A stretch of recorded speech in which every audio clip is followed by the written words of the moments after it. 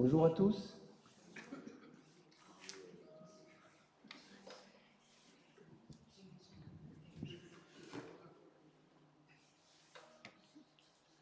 Je vous souhaite la bienvenue à tous dans notre chapelle du roi d'Espagne. C'est à l'invitation de Dieu que nous répondons en venant ici ce matin. Ensemble, nous pouvons chanter, le prier, l'adorer. Nous pouvons aussi partager nos joies et porter les fardeaux les uns des autres. Donc, levons-nous pour chanter le chant ensemble.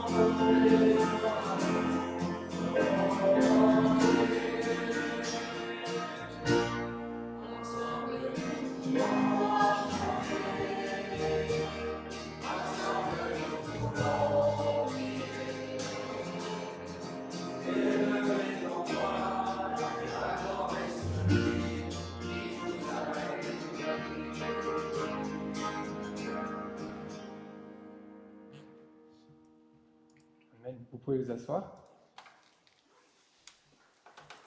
Dans le livre d'Ésaïe, nous trouvons des prophéties dont certaines sont déjà accomplies et d'autres sont encore à venir. Et dans une de ces prophéties, Ésaïe nous parle de la lumière qui viendra briller dans les ténèbres. On lit cela dans Ésaïe au chapitre 8, verset 23, chapitre 8,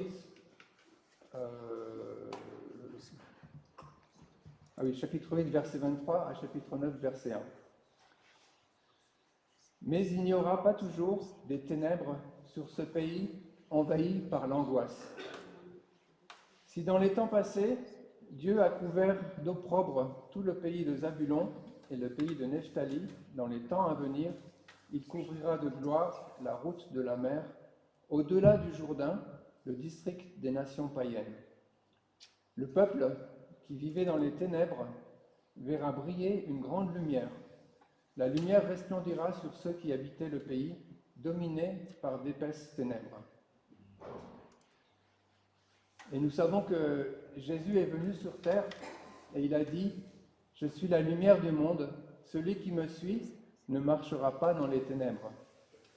Il aura la lumière de la vie. » Alors même si dans notre temps, il y a encore des angoisses, nous savons que nous pouvons faire confiance à notre Seigneur, car il nous apporte sa délivrance et son soutien, en attendant le jour où il n'y aura plus de pleurs ni d'angoisse.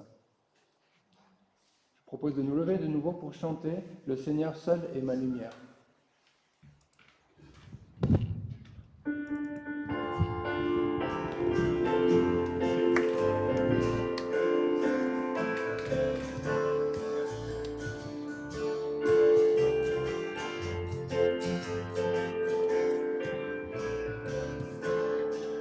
Le Seigneur seul est ma lumière, ma délivrance et mon appui.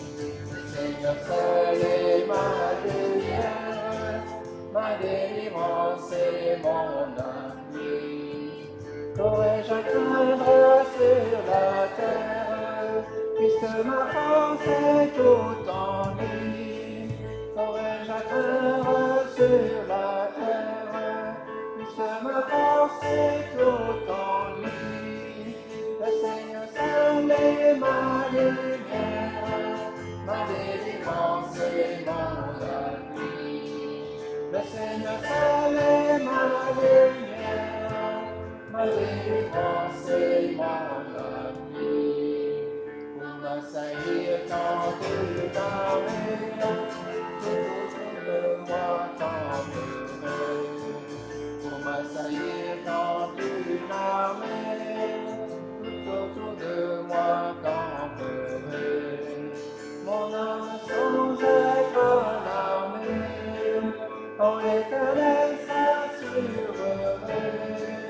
Mon âme sans être l'armée, quand l'Éternel s'assurerait.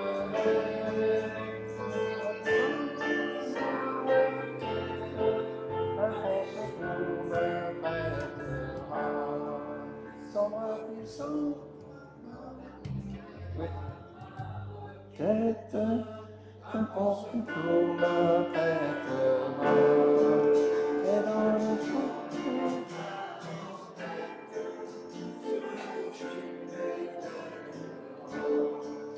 et dans le fort de la tempête, sur un rocher m'élèvera. Et dans le fort de ma tempête, sur un rocher s'élèvera.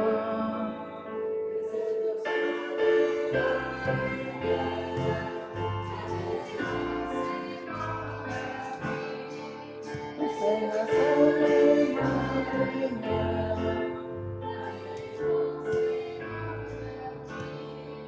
Mes yeux verront la délivrance que mon cœur accordera.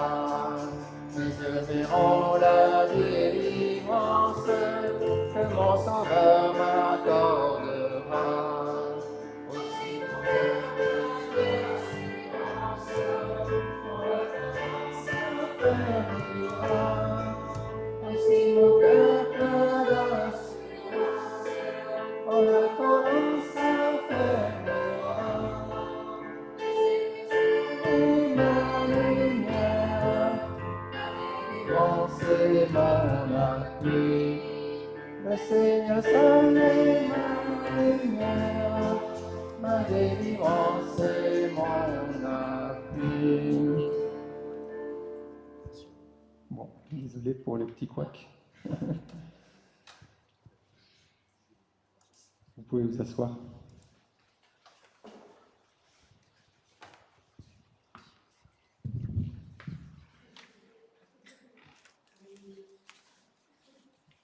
Je lis un passage dans le psaume, le livre des psaumes, au chapitre 27, verset 4.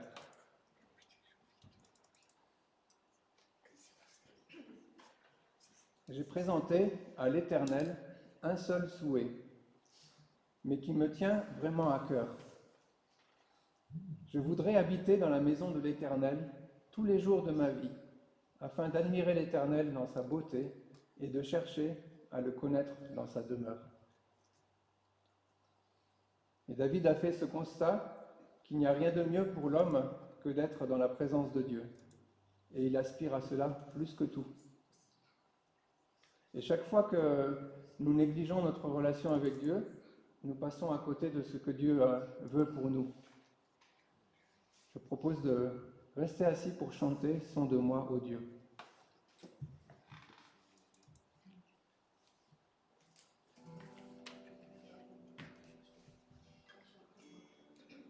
On chante 2 fois.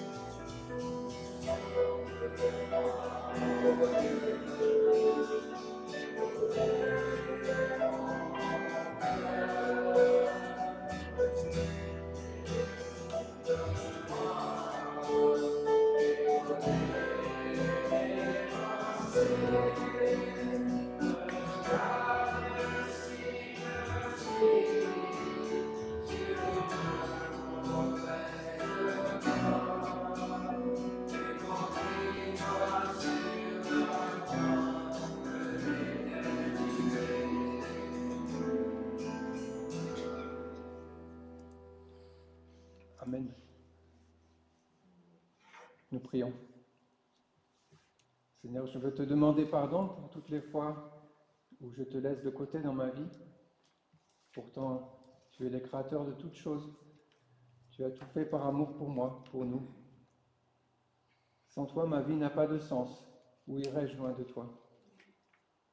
Seigneur, change mon cœur et que chaque jour, je puisse rechercher ta présence et apprendre à mieux te connaître. Parce que toi seul es digne de mes louanges et de mon adoration. Amen. Amen. Je lis une parole de grâce dans l'Épître aux Hébreux, chapitre 4, verset 16. Approchons-nous donc du trône du Dieu de grâce avec une pleine assurance. Là, Dieu nous accordera sa bonté et nous donnera sa grâce pour que nous soyons secourus au bon moment. Amen. Et nous continuons par un temps de louange et d'adoration. Donc pendant ce temps, sentez-vous libre de prier entre les chants, de prier à voix haute. Et je vais commencer ce temps par encore la lecture du psaume chapitre 27, mais cette fois-ci au verset 1. Oui, l'Éternel est ma lumière et mon sauveur. De qui aurais-je crainte? L'Éternel protège ma vie. De qui aurais-je peur? Et nous nous levons pour chanter Lumière du monde.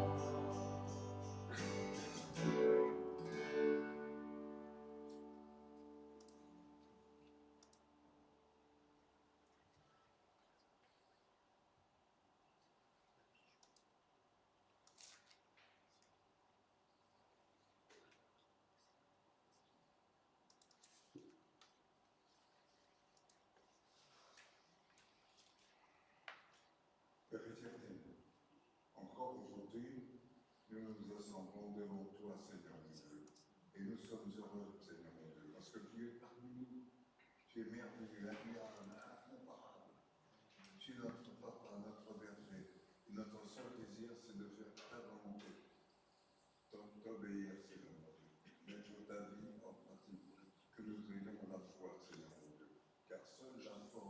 peux nous sauver, Seigneur. Oh Père éternel, merci d'être avec nous encore aujourd'hui. Tu es notre Papa, notre Berger, tu nous guides dans tes voies, dans tes sentiers, car tu sais que nos voies ne sont pas tes sentiers et nos sentiers ne sont pas tes sentiers, Seigneur mon Dieu. Nous n'étions que de pauvres pécheurs, dirigés par ce monde cruel. Mais Seigneur mon Dieu, nous tournons les yeux vers toi, Seigneur mon Dieu. Tu es une lumière qui nous éclaire dans ce monde profondément ténébreux. Mais tu es avec nous, Seigneur mon Dieu, c'est l'essentiel. Oh Seigneur mon Dieu, nous pouvons comme c'est bon d'être avec toi. Nous dans tes parvis, mon Dieu, comme ailleurs. Oh, merci pour ce qui s'est fait. Et attendons la gloire, l'amour, la reconnaissance de nos cœurs, dans le président de Jésus, notre bien-aimé Seigneur et Sauveur. Amen. Amen.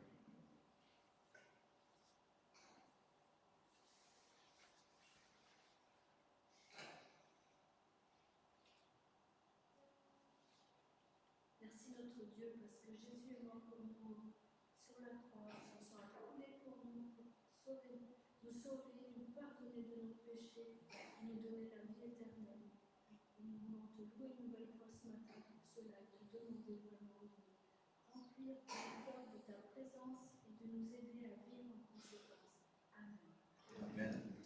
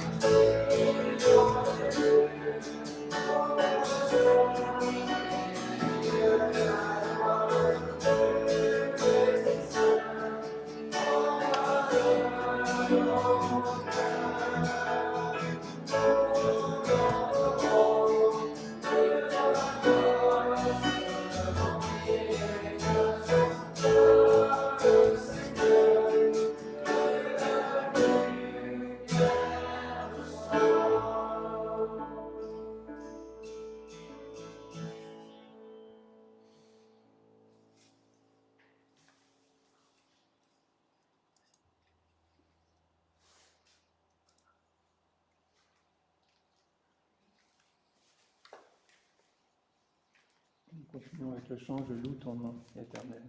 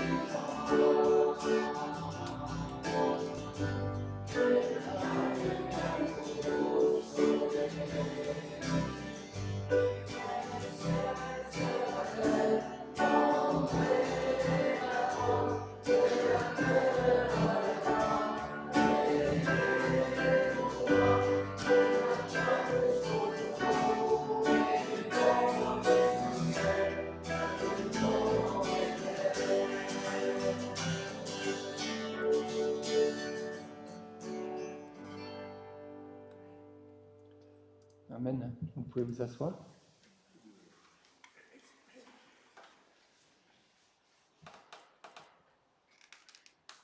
Si je devais résumer ce que je crois avec mes mots, je pourrais le faire en 4 points. Le premier, c'est que Dieu nous aime. Il a créé toutes choses par amour pour nous. Le deuxième, c'est que malgré son grand amour, nous nous sommes éloignés de lui. Et la conséquence d'une vie de séparation avec Dieu, c'est la mort. Le troisième, Dieu avait prévu cela dans son plan et il a envoyé son Fils Jésus-Christ pour mourir à notre place sur la croix. Et il a vaincu la mort. Et pour finir, si nous reconnaissons notre faute et nous répondons favorablement à la main tendue de Dieu, il nous pardonne, et non seulement il nous pardonne, mais il met son Saint-Esprit dans notre cœur pour nous transformer et nous rendre capables de vivre la vie pour laquelle il nous avait créés. Je propose de nous lever pour dire ensemble la confession de foi de Genève, qui dit également simplement ce que nous croyons. Levons-nous.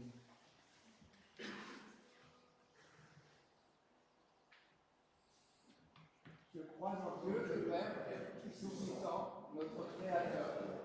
Je crois en Jésus-Christ, son Fils unique, notre Rédempteur. Je crois en Saint-Esprit, notre Consolateur. Je crois au Dieu éternel, à sa sainteté qui me condamne, à son amour qui me pardonne, à sa présence qui me régénère. Amen. Et vous pouvez vous asseoir. Merci.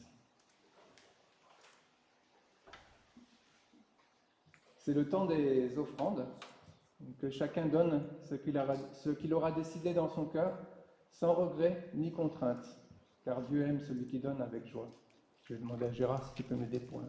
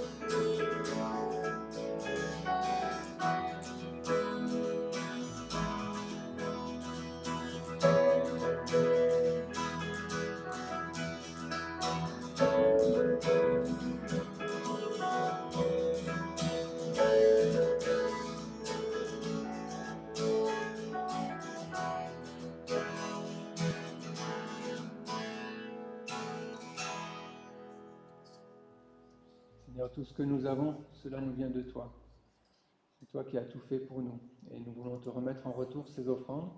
Et nous voulons te prier que nous puissions les utiliser selon ta volonté pour faire grandir ton Église. Amen.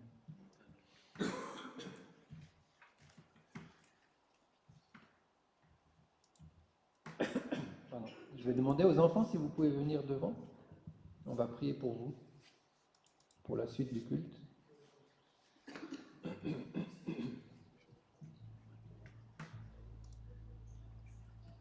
C'est bien.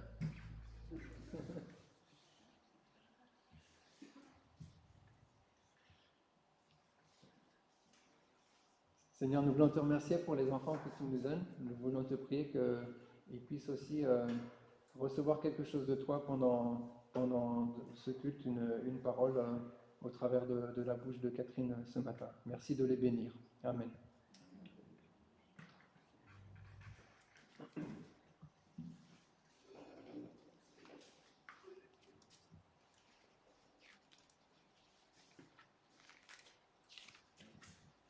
Et je voudrais remercier Hugues d'avoir accepté de faire la prédication un peu au pied levé, pour le dire, et avec le décalage horaire des États-Unis. Donc merci beaucoup, Hugues.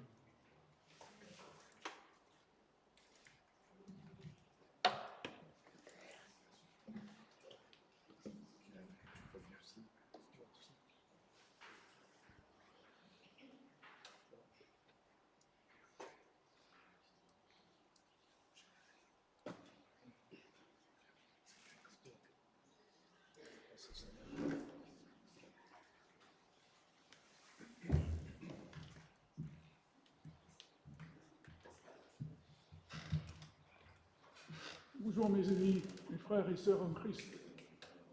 Je suis heureux d'être chez moi de nouveau.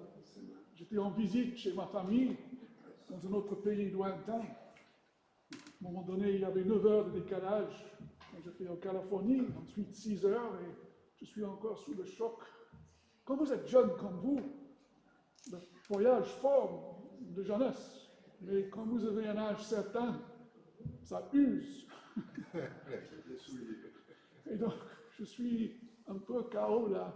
Et effectivement, il y a 2 jours que j'ai su qu'il a fallu que je prêche, que j'ai accepté de prêcher, et ça m'a fait plaisir.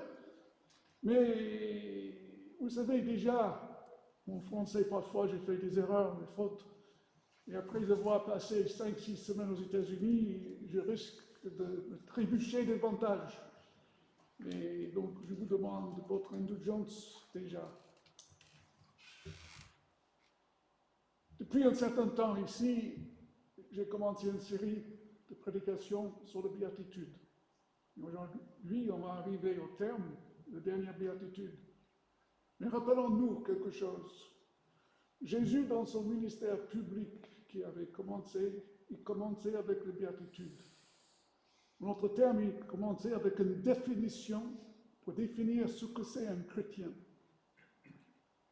Les gens peuvent dire, je suis chrétien. Mais si les béatitudes ne sont pas partie intégrale de notre vie, notre confession est vaine. Et donc on peut se tromper.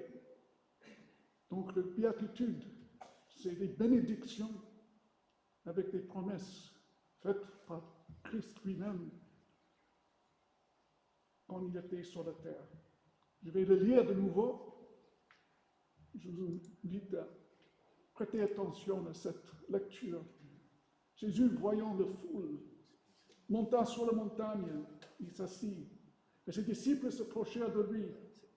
Puis il ouvra la bouche et se mit à les enseigner.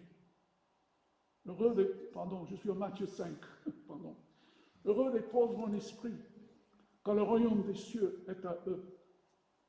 Heureux ceux qui pleurent, car ils seront consolés. Heureux ceux qui ont faim et soif de justice, car ils seront rassasiés. Heureux les miséricordieux, car ils obtiendront miséricorde. Heureux ceux qui ont le cœur pur, car ils verront Dieu. Heureux ceux qui procurent la paix, car ils seront appelés fils de Dieu. Heureux ceux qui sont persécutés à cause de la justice, car le royaume des cieux est à eux. Heureux serez-vous lorsqu'on vous insultera qu'on vous persécutera et qu'on répandra sur vous toutes sortes de mal à cause de moi. Réjouissez-vous et soyez dans l'allégresse, parce que votre récompense sera grande dans les cieux, car c'est ainsi qu'on a persécuté les prophètes qui vous ont précédés. Je m'invite à la prière.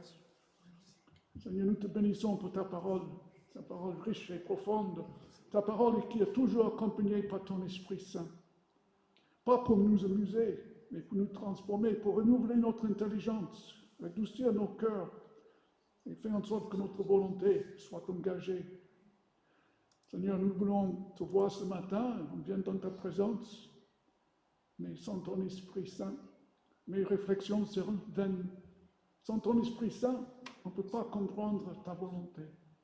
C'est pourquoi nous te demandons de nous éclairer par ton Esprit Saint, de nous rendre attentifs à ce que l'Esprit a nous dire ce matin, afin qu'on puisse vivre selon ta volonté, pour ta gloire et notre salut.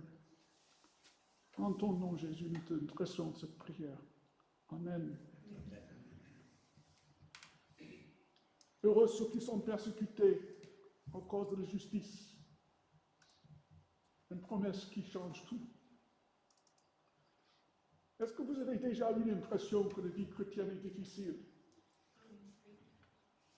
Et parfois, on pense que si on fait ceci et cela, on est chrétien. Mais en faisant des choses, est-ce que vous aurez remarqué que c'est impossible d'accomplir ce que vous pensez à faire?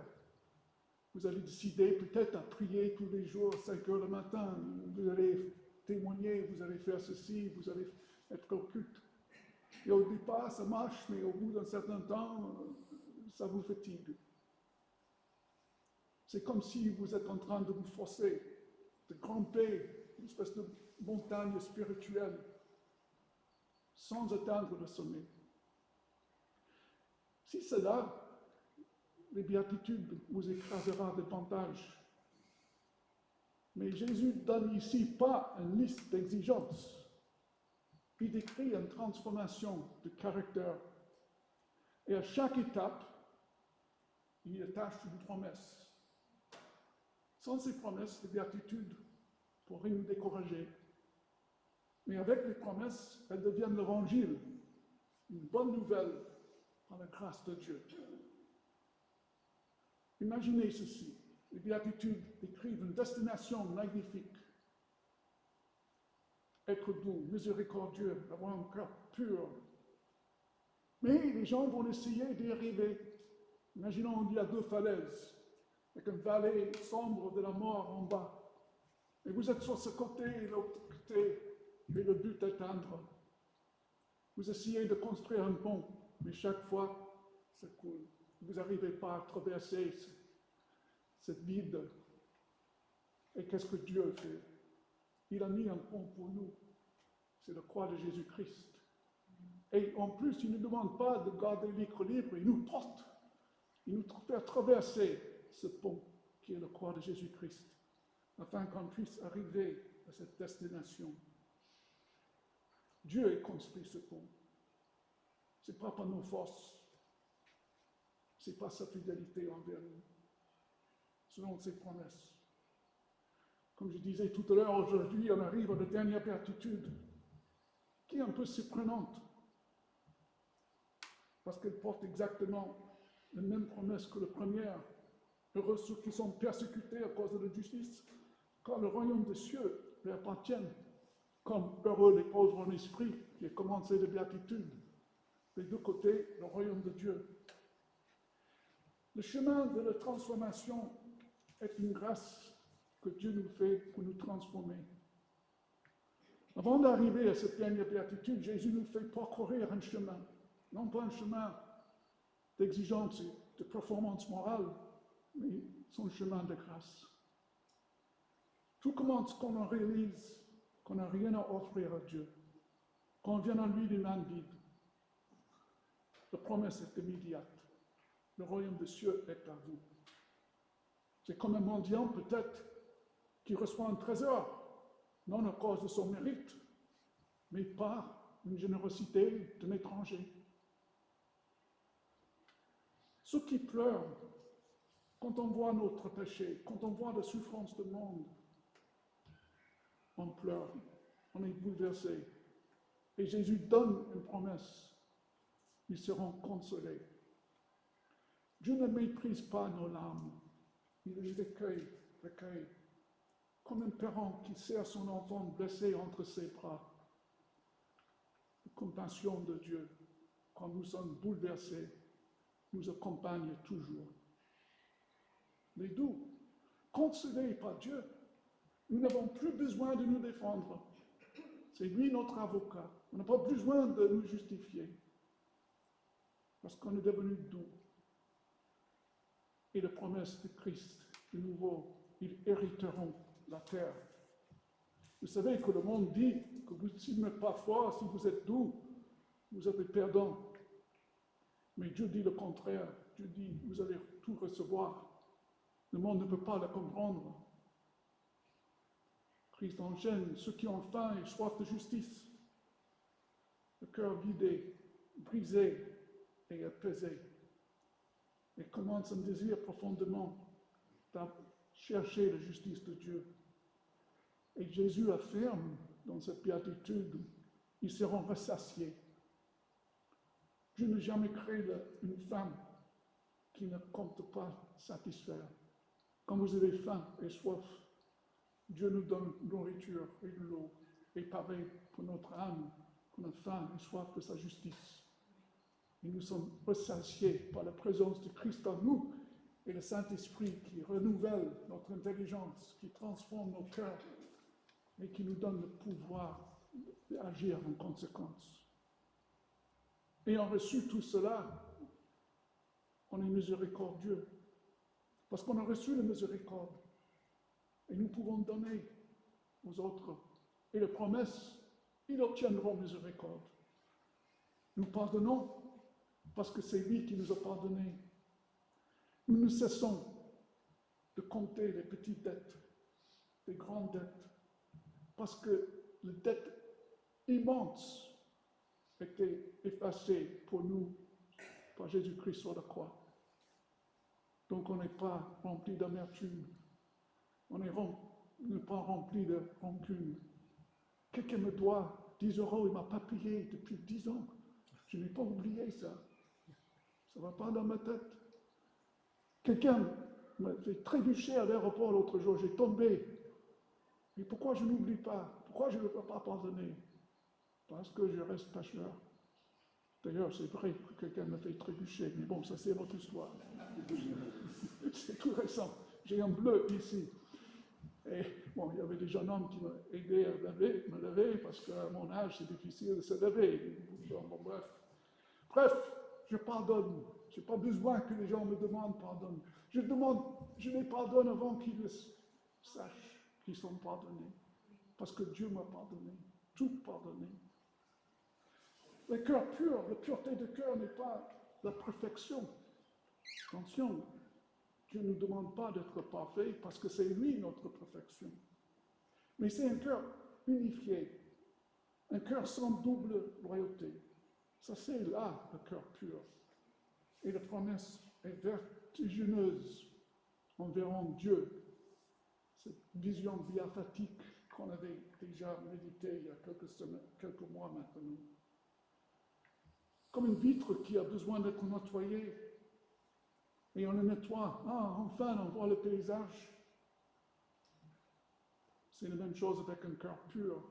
Le but n'est pas une morale solide et améliorée.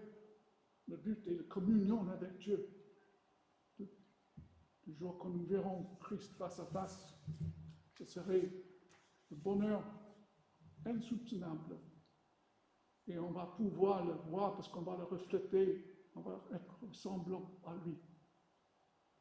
Ce qui procure la paix, ce cœur purifié, espère à quelque chose, espère la réconciliation. La plus grande paix est celle que Dieu a établie avec son peuple, avec vous en Jésus-Christ. Voilà la véritable paix. Une cessation de hostilité entre Dieu et nous. Dieu s'est réconcilié avec nous en Jésus-Christ. C'est pourquoi il y a cette exhortation. Soyez réconciliés avec Dieu. Aujourd'hui, on voit quoi dans le monde? Les bêtises, la haine, les guerres, les rumeurs, des hommes politiques qui perdent le boule à droite et à gauche. Les deux côtés. J'ai vu quelque chose récemment et je ne suis pas de tout. Je suis complètement dépassé. Mais le royaume de Dieu n'est pas de ce monde. Et donc on ne peut pas l'établir ici-bas. Mais nous pouvons vivre comme les citoyens de ce monde. Soit ici, là-bas, ailleurs, par la grâce de Dieu. Le plus grand paix est celle que Dieu établit avec nous en Jésus-Christ. Et nous serons appelés fils de Dieu. Nous nous ressemblons à notre Père lorsque nous devenons des ambassadeurs de cette paix. Les artisans de paix ne fuient pas des tensions. Ils travaillent à la réconciliation dans l'annonce de l'Évangile, en annonçant que Dieu a tout pardonné en Jésus-Christ, excepté le pardon. Entre Dieu et les hommes, soyez réconciliés. Et on applique ça aussi autour de nous. Quand il y a des conflits, on est des artisans de paix. Mais la Béatitude parle de ceux qui procurent la paix. D'autres passages dans la Bible parlent des artisans de paix qui font réconcilier les gens. Mais ici, procure la paix, c'est le procurer pour l'annonce de la réconciliation avec Dieu. Ce n'est pas nous qui pourrions faire. Nous savons que nous dépendons du Saint-Esprit, lui seul qui est capable de changer le cœur endurci. Jésus est lucide. Quand cette vie devient réelle, quand cette lumière brille vraiment, quelque chose va se produire. Quelle est cette chose? Vous serez persécutés. Le 8e béatitude, la dernière, parce que la lumière dérange. Heureux ceux qui sont persécutés à cause de la justice, à cause de leur appartenance à Christ, à cause de leur transformation, à cause de leur confession que Christ seul est le chemin, la vie et la vérité. Lui seul. La persécution n'est jamais recherchée. Elle n'est pas une anomalie non plus.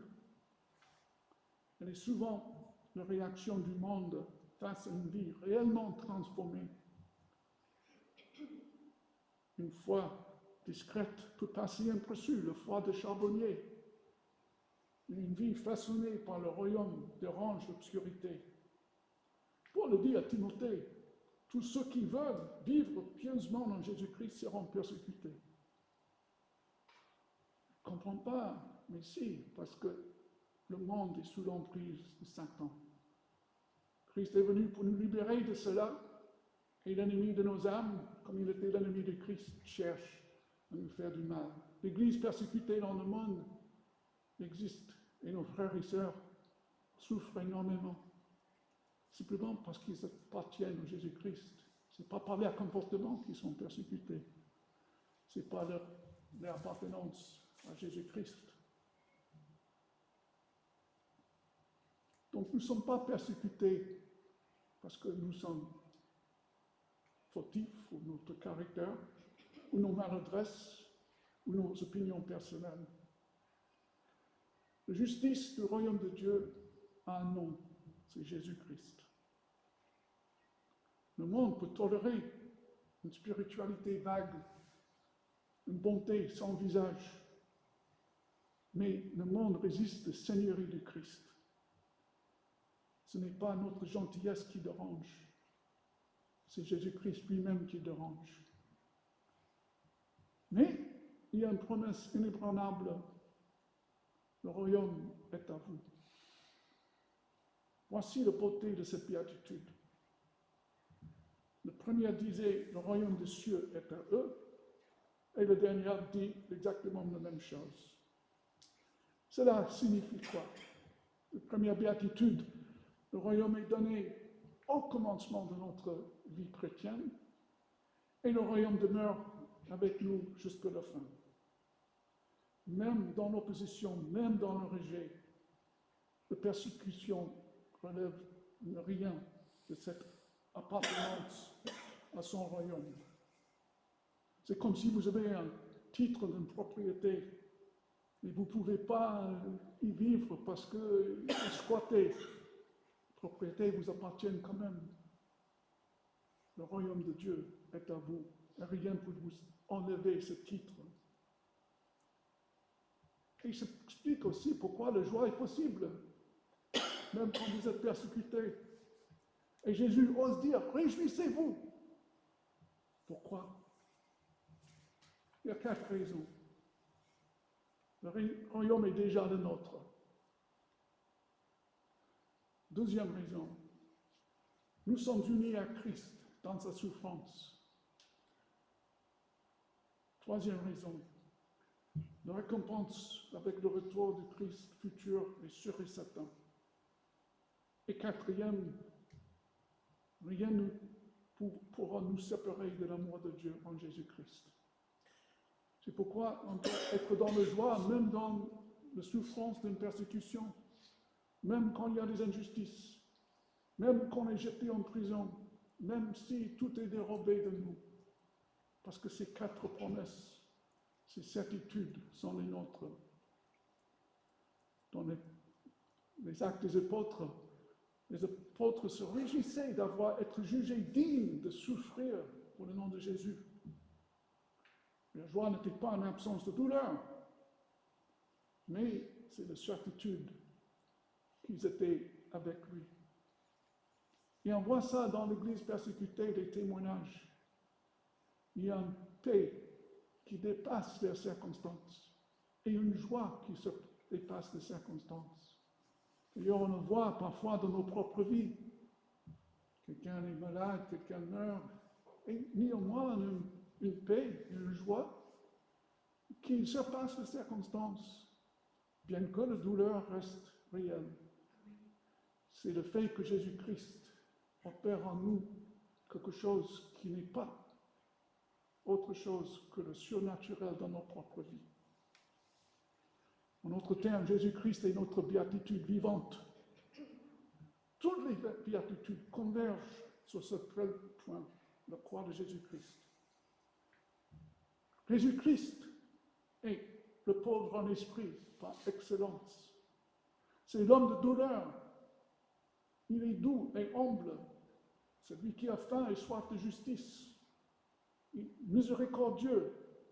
Son cœur est parfaitement pur. Il est un artisan suprême de paix. Et il est persécuté par excellence. Parce qu'à la croix, toutes les béatitudes prennent chair. Mes frères et sœurs, Jésus ne nous demande pas d'être les héros.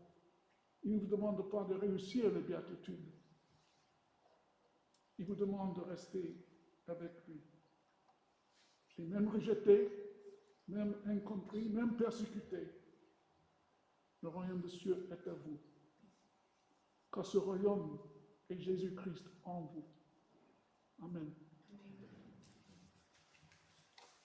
J'invite la prière. Seigneur, merci pour ta parole. Merci pour ces béatitudes, qui est la définition même de ce que nous sommes en tant que chrétiens. Toutes ces caractéristiques sont l'œuvre de ton esprit en nous. Tu nous as éclairés. Nous nous rendons compte que nous sommes pauvres en esprit. On voit bien que nous lamentons nos propres péchés, le résultat du péché dans le monde. Ainsi de suite. Et c'est vrai qu'on voit que les disciples se réjouissaient quand ils étaient persécutés. Et c'est vrai que ta parole nous enseigne, si nous vivons pieusement en désir de le faire, on va être persécutés. Sous différentes formes. Mais rien ne peut nous séparer de toi. Et quand on voit, Seigneur, l'état de ce monde aujourd'hui, on est hâte que tu reviennes. On est hâte que tu viennes essuyer nos larmes. On a hâte de recevoir les corps ressuscités. Et enfin, de partager avec toi ta divinité que tu nous as promis. Entre-temps, nous voulons fixer le regard sur toi Nous voulons marcher humblement et faire ta volonté, coûte que coûte. Et quand nous tombons, quand nous trébuchons, quand nous péchons contre toi, confesser et se remettre en marche. Parce que nous allons un jour te voir face à face. Nous allons être transformés à ce moment et le deuil ne sera plus. Les larmes vont disparaître. Et on va vivre éternellement avec toi. Nous te remercions, nous te bénissons. En ton nom, Jésus. Amen. Amen. Nous allons chanter un cantique, le 595. Je ne sais pas quel est le nom de ce cantique. Ta bienveillance. Merci. Je vous invite à vous lever.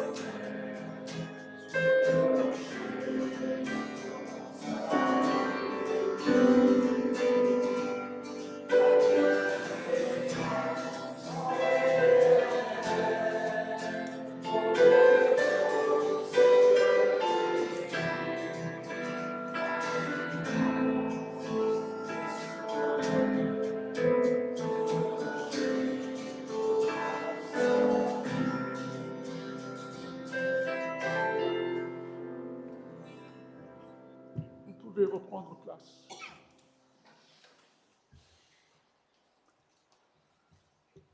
Le Seigneur nous a donné 2 sacrements.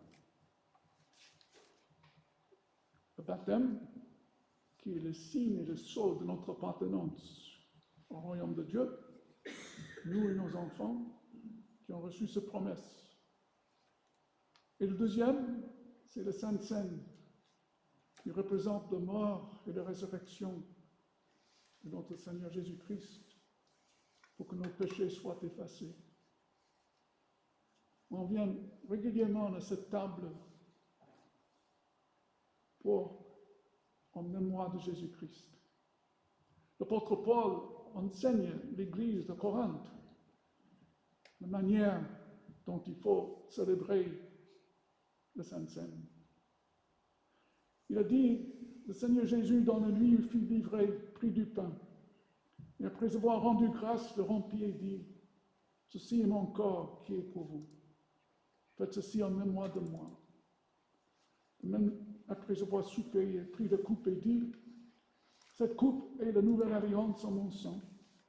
Faites ceci en mémoire de moi, toutes les fois que vous en boirez. Car toutes les fois que vous mangez ce pain et que vous buvez cette coupe, vous annoncez la mort du Seigneur jusqu'à ce qu'il vienne. Et il ajoute un avertissement. C'est pourquoi celui qui mangera le pain et boira la coupe du Seigneur indignement sera coupable envers le corps et le sang du Seigneur. Que chacun donc s'examine soi-même et qu'ainsi il mange du pain et boive de la coupe. Je trouve ça intéressant. Ce n'est pas un pasteur, ce n'est pas un conseil de l'Église, ce n'est pas un frère et sœur en Christ qui est capable de connaître le cœur de quelqu'un d'autre. Chacun de nous est conscient qu'on est pécheur. C'est pourquoi le Saint-Seine est donné, pour nous rappeler le pardon. Mais si vous ne croyez pas à ça, à ce moment-là, il ne faut pas prendre le vin et le pain. Vous pouvez le faire, si vous le voulez, mais à vos risques et périls, mais pas de l'Église, entre les mains du Seigneur. Comme Paul a averti, ce n'est pas pour faire peur, c'est pour montrer que c'est quelque chose de solennel. Mais il y a une autre erreur qui peut arriver. Oh, je ne suis pas digne de le prendre. D'ailleurs, les Savenols, autrefois, ils attendaient presque leur mort pour prendre le Sainte-Seine une fois. Mais ça, c'est une erreur monumentale. Le Sainte-Seine est là pour nous fortifier, pour nous nourrir. Bien sûr, on est tous pécheurs, mais le Sainte-Seine est là pour nous rappeler sans relâche que Christ nous a pardonné. Alors, vous êtes tous invités à le prendre, mais jugez vous-même si vous êtes croyant, si vous confessez Christ est mort pour vous. Vous allez être servis sur place pour une raison très simple. Christ a servi ses disciples sur place. Ils ont resté assis et Christ a fait le service. Donc, Pierre et moi-même, on va vous servir le Sainte-Seine ce matin.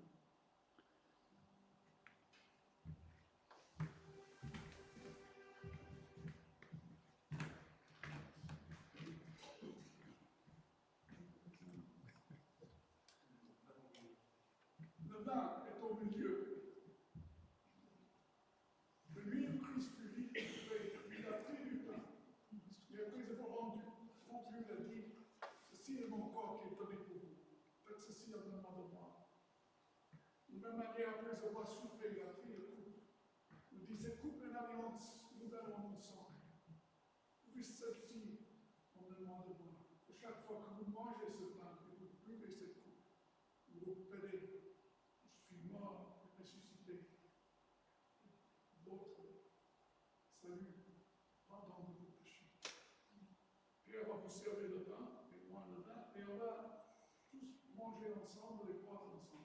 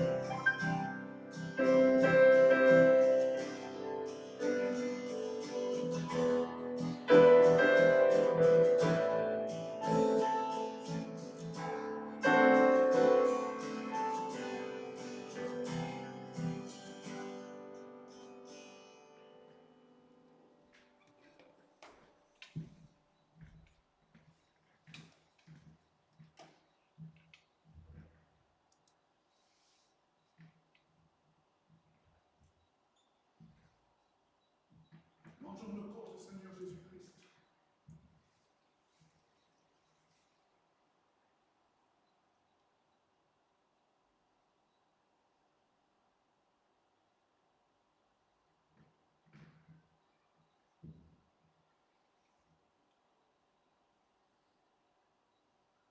Nous buvons cette coupe qui représente le sang qui coulait sur la croix pour notre pardon.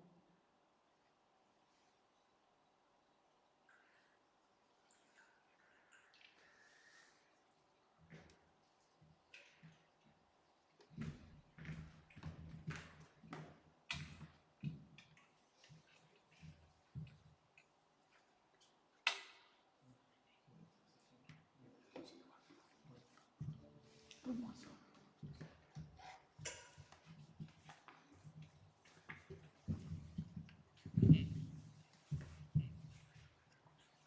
Oui.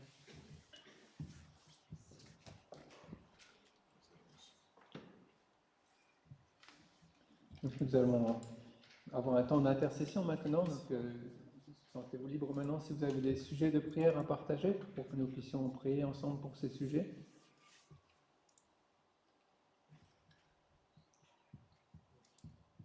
La semaine dernière, nous avions Yves Taralo qui avait apporté l'enseignement et nous a encouragés. Il a laissé plein d'évangiles pour distribuer.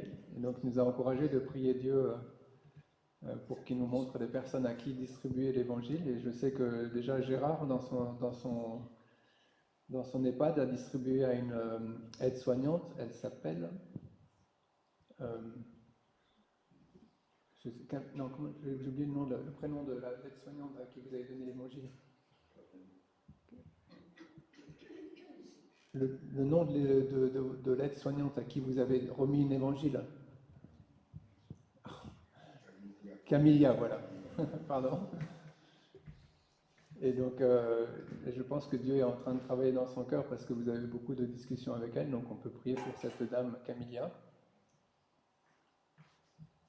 Oui. Et on peut prier parce que Daniel, mon beau-père, a fait pareil à sa maison de retraite. Oui.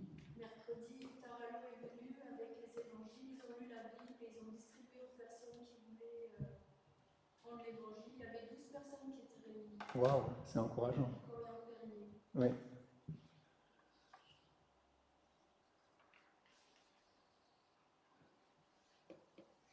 D'autres sujets de prière?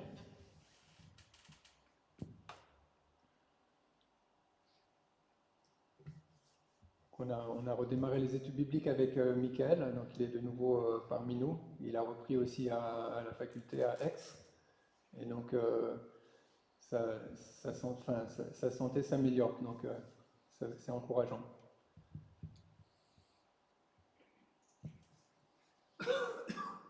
S'il n'y a pas d'autres sujets, donc je propose que nous passions un temps dans la prière pour prier pour ces sujets et d'autres sujets qui vous viennent à cœur. Et je clôturerai ce moment.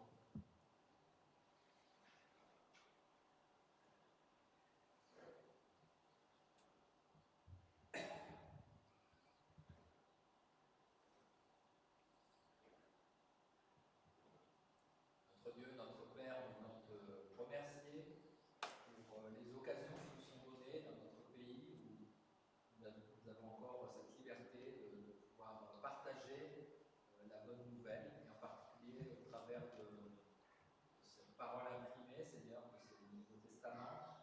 Nous te prions pour Camilla qui a reçu ce Nouveau Testament, qui parle de temps en temps avec notre frère. Nous te demandons de toucher son cœur par ta parole, de bénir chacune de ces conversations qu'elle aura avec lui. Nous te remettons également toutes les personnes qui ont pris un Nouveau Testament à l'EHPAD de Florian-Perrier, Seigneur.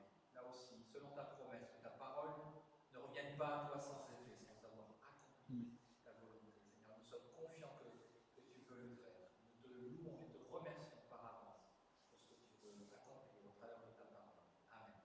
Amen. Amen.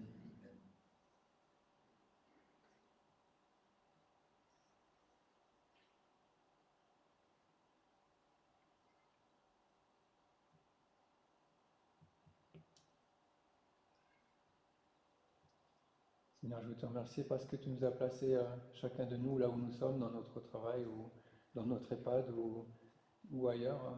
Et tu veux aussi, au travers de notre témoignage, toucher les personnes qui nous entourent. Et nous voulons te faire cette prière aussi dans tous les Nouveaux Testaments que chacun avait pris pour distribuer, que tu nous montres des personnes à qui les donner, pour qu'ils puissent lire ta parole. Merci Seigneur parce que tu continues d'œuvrer au rétablissement de Michael. Et merci pour la joie aussi de le retrouver à l'étude biblique et bientôt pour faire les prédications de nouveau. Nous voulons te remettre chaque personne ici, chacun a des sujets de prière dans son cœur et je veux te prier que tu exauces ces sujets de prière. Merci Seigneur. Amen. Amen. J'ai quelques annonces à faire.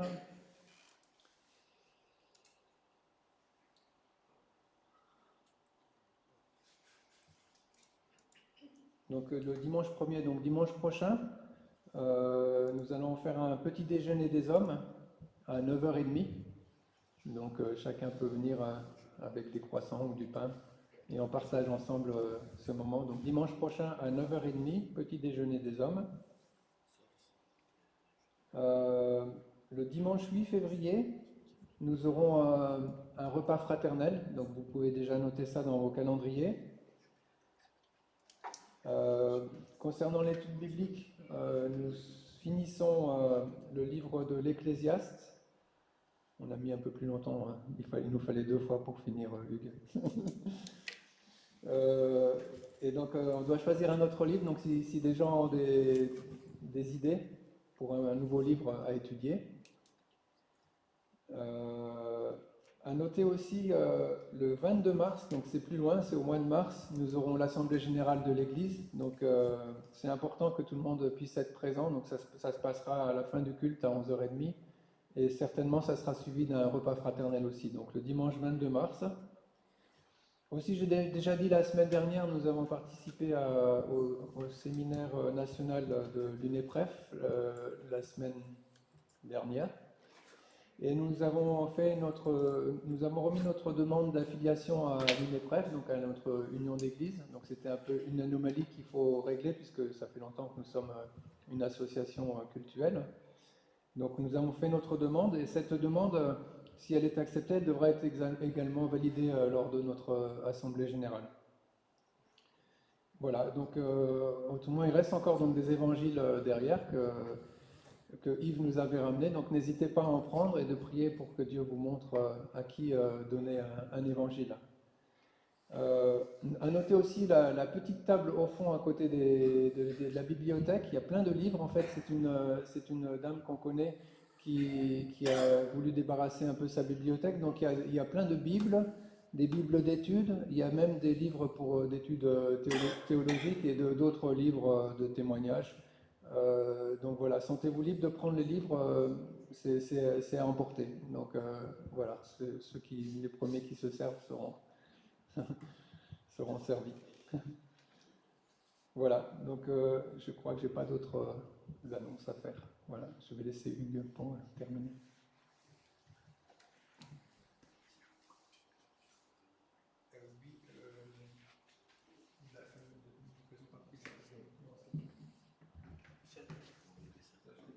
C'est quoi le numéro déjà ? 734.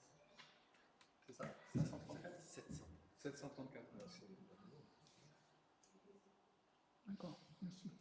C'est chaîne d'abonnés.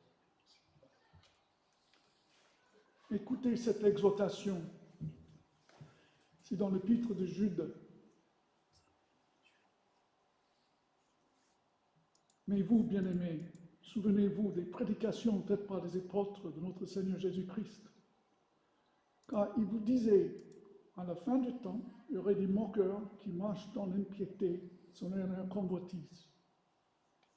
Voilà les fauteurs de division, les êtres charnels dépourvus de l'esprit.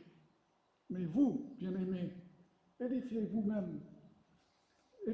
vous-même sur votre très sainte foi. Priez par la puissance du Saint-Esprit. Maintenez-vous dans l'amour de Dieu, en attendant la miséricorde de notre Seigneur Jésus-Christ pour la vie éternelle. Je vous invite à vous lever pour la bénédiction finale.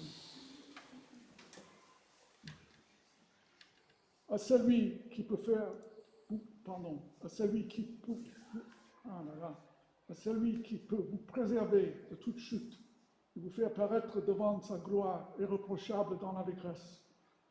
À Dieu seul, notre Seigneur, par Jésus-Christ, notre Sauveur, soit gloire, majesté, force et autorité, dès avant tous les temps, maintenant et dans tous les siècles.